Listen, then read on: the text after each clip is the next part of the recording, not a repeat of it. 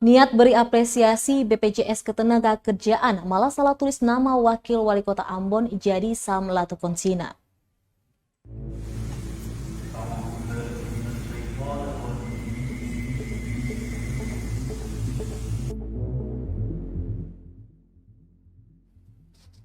Baliho BPJS Ketenagakerjaan Maluku yang terpasang di Jalan Sultan Babulah, Kecamatan Sirimau, Kota Ambon, viral lantaran salah menuliskan nama Wakil Wali Kota Ambon Syarif Hatler.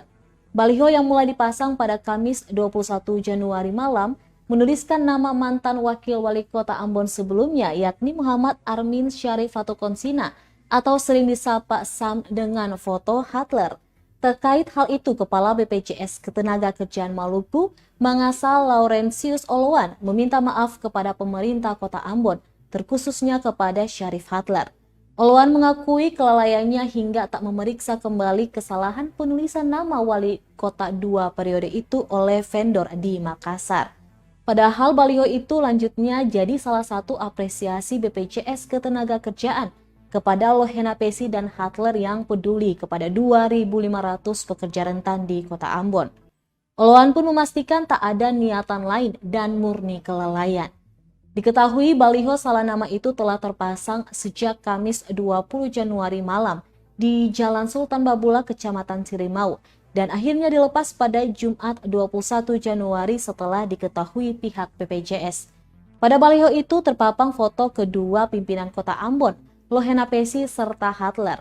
Namun bukan nama Hatler yang tertulis, melainkan nama panjang Sam Latukonsina.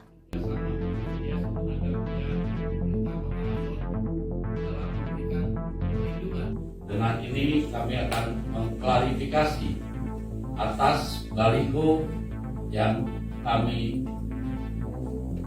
naikkan bahwa semata-mata itu tidak ada unsur kesengajaan kami.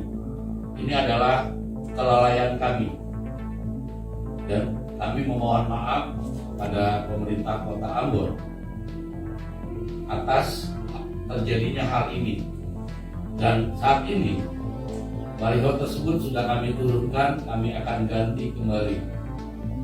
Sejujurnya kami BPJS Ketenagakerjaan mengapresiasi pemerintah Kota Ambon, dalam hal ini Pak Wali Kota, Pak Richard, dan juga Pak Wawali.